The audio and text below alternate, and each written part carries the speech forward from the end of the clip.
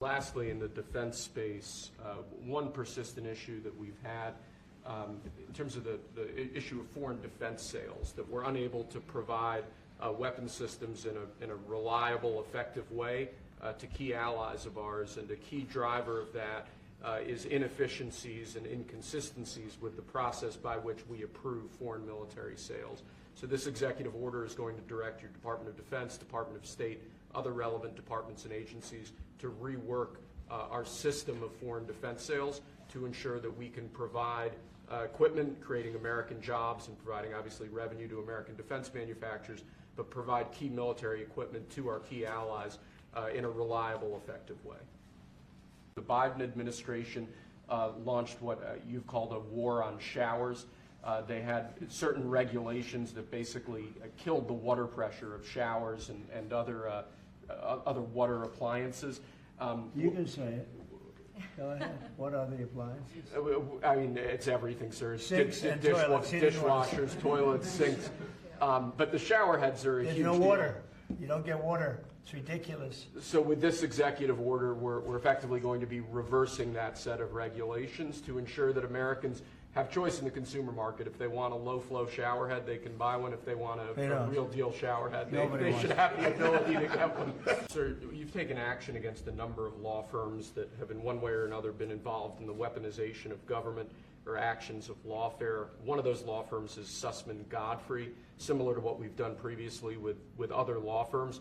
This is an executive order that takes certain measures against Sussman Godfrey to ensure that they can't access government resources, government buildings, scrutinizing certain aspects of their practices as a law firm, given their previous activities.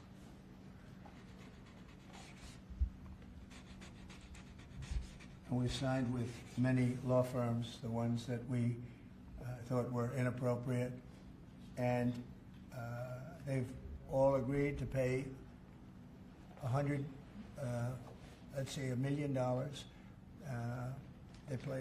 They went for some pretty big numbers. I guess we have a total. What do we have? What's the total about? What's the total right now, Steve? About, would you say? Getting close to probably $600-700 million now, I would think. We've multiple at 100 million, some at 125 million. So the numbers are adding up. We're going to be close to $1 billion soon. One at $40 million. Millions of dollars an hour. But they don't admit guilt. Remember that, they don't admit guilt. But, and we have another 5 to go, I think, 5 of them. And this one is we're just starting a process with this one. Yes, sir. Because there were some very bad things that happened with these law firms. He said, we've improved, this is the most secure election in the history of our country. Now, this was a disaster. And frankly, we should go to paper ballots, same-day voting, voter ID, and one other thing, you should get a little certificate that says you're a citizen of our country. You get a citizen piece of paper that says you're a citizen before you can vote. But you want voter ID and you want paper ballots, and you really want same-day voting. If you don't have same-day voting, they decide to change the air conditioner. Oh, we're fixing the air conditioner. Let's move all these boxes. We'll bring them back in a few days. And then they don't bring back those boxes. We're going to have safe elections. We have to have borders. Ideally, we have to have a free press, which we don't have. We don't have a free press. We have a very dishonest press. The first of these is National Former Prisoner of War Recognition Day. This is one that you did in each of, I believe, each of the previous years of your previous administration. Recognizes former prisoners of war.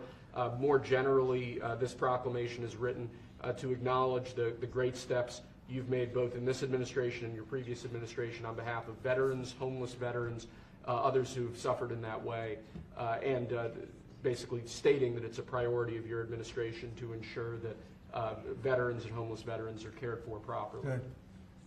And you know what, they ought to find out who was using that auto pen, because whoever that person was, he or she was like the President of the United States, and I'm against auto pens. I think auto pens are not a good thing, especially when you're talking about documents like we're signing today.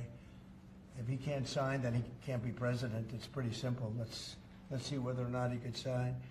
But I think that should be tested. I really think that should be tested. We're also working on a certain fish that's taken over a beautiful lake called Michigan, right? And that's a tough one. That's a tough one. It's very. Do you want to just talk about that? Sure, Mr. President. First of all, I want to thank you for caring so much about Michigan. We've been working a long time. We couldn't get Joe Biden to do anything about either one of these issues, particularly Selfridge Air Force Base. It'll be critical to Michigan's economy and our security when you're able to deliver us another mission there. But on the Asian carp, for years, when Obama was there, we could never get anyone to do anything about this invasive species that's going to destroy our Great Lakes. You know how important recreational fishing and so much of that is to our state. Because of your work, we're hopeful that we'll get a solution there and we'll get that barrier built so we can protect our Great Lakes. So thank you, Mr. President. And they're very powerful fish. I mean, I see them, they jump out of the water, they jump at the fishermen. I mean, I've never seen anything like it. And has this gotten into any of the other lakes yet? Because you would think it would be pretty easy because they're all sort of connected. Hey, Governor? It's why we're working so hard to make sure that, we work with the Army Corps and erect a barrier so that the Asian carp can't get into Lake Michigan. It'll devastate the ecosystem, the economy, tourism, and it's 20% of the world's fresh waters in the Great Lakes, Mr. President, which is why it's so important that as a nation we protect the pristine water. And now if they want to come back, we're going to put tariffs on the pharmaceutical companies, and they're going to all want to come back. They're going to come back. I'm not going to pay them any money like Biden with the chip deal. That chip deal was horrible. They give billions and billions of dollars to chip companies. All they have is money. They have so much money. And they give billions of dollars, and they're just going to keep the money. They're not going to spend it. And the only thing that's going to bring them back is you say, we have a barrier. You have to pay 50% or 100% or 200%. And if they have to pay that, they're going to say, we're not going to pay that. We're going to build here. And that's what happened. We're the biggest, most prestigious chip company in the world, spending $200 to $300 billion.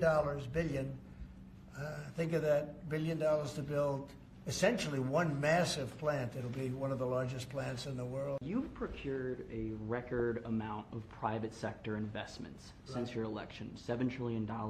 You talked about the importance of all that. Can you talk about how these investments will have a positive impact on families who felt like the previous economy left them behind, and why your executive orders on coal yesterday is so important given the amount of manufacturing that you're ushering back in? Good, thank you. And which is correct. We have, I would say, more than $7 trillion now, right, of investment coming in. Apple is coming in for $500 billion alone. We have other companies coming in with massive numbers. We have car companies that are coming in. No, we've never seen anything like it. Maybe in the 1940s or 50s or something, but we've never seen anything like it. They had 3 plants canceled in Mexico.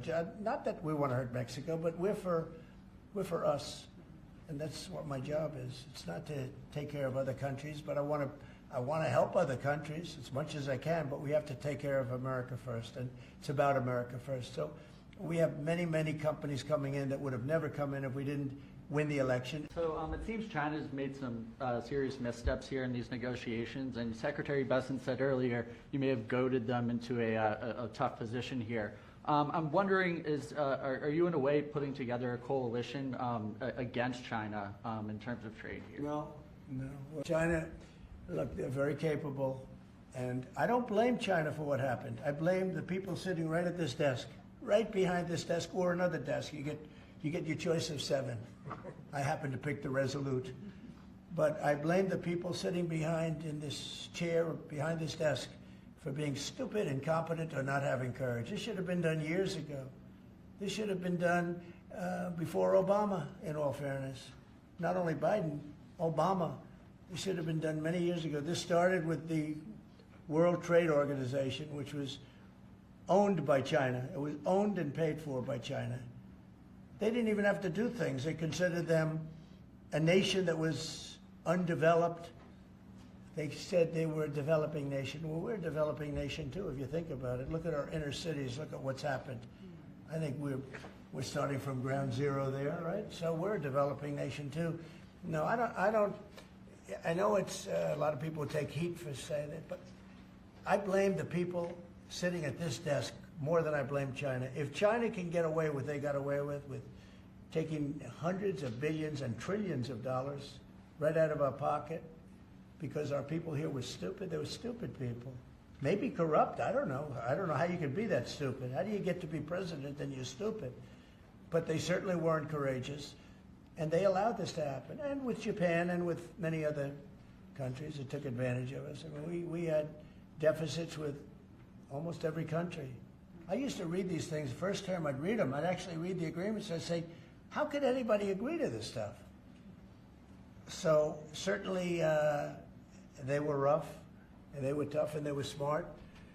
And you can blame them, but I really blame the people that allowed them to do it, because you know, if you could read first grade and you could read these agreements, you'd say, these are terrible deals. I actually used to say, who would allow deals like this to be made for our country? And maybe it's people that didn't care. Maybe it's people that weren't courageous. Maybe it's people that were corrupt. I don't know. But I blame those people more than I blame anybody else.